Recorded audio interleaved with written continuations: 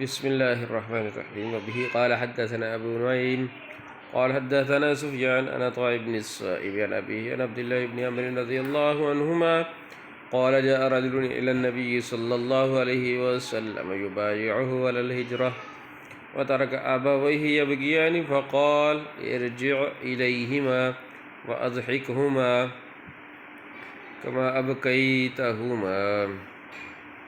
أبكيتهما. سیدنا عبداللہ بن عمر رضی اللہ عنہ بیان کرتے ہیں کہ ایک آدمی نبی کریم صلی اللہ علیہ وآلہ وسلم کی خدمت میں ہجرت پر بیعت کرنے کے لیے حاضر ہوا، جبکہ اپنے والدین کو روتے ہوئے چھوڑ آیا تھا۔ آپ صلی اللہ علیہ وسلم نے فرمایا ان کے پاس لوٹ جاؤ اور انہیں خوش کر کے آؤ، یعنی ہنسا کے آؤ جیسے تم نے انہیں رلایا ہے۔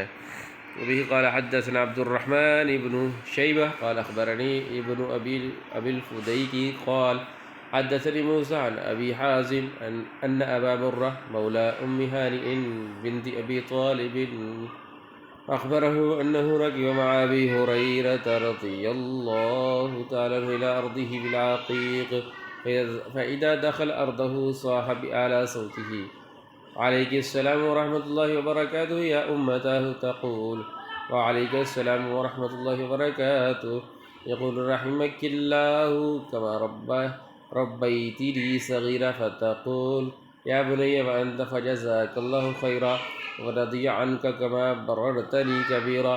قال موسى كان اسم أبي هريرة عبد الله بن عمرو رضي الله عنهما۔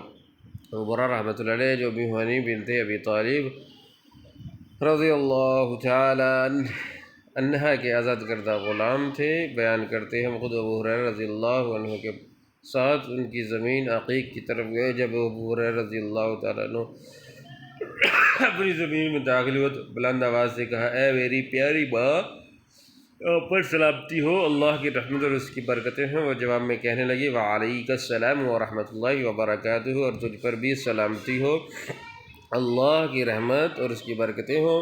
سیدنا ابی ہریرہ رضی اللہ تعالیٰ عنہ نے کہا اللہ تعالیٰ آپ پر رحم کرے جیسا کہ آپ نے مجھے بچپن میں پالا۔ جواب میں وہ کہنے لگی اے میرے پیارے بیٹے، اللہ تجھے اچھا بدلہ دے اور تجھ سے راضی ہو جیسا کہ تو نے میرے ساتھ بڑھاپے میں اچھا سلوک کیا۔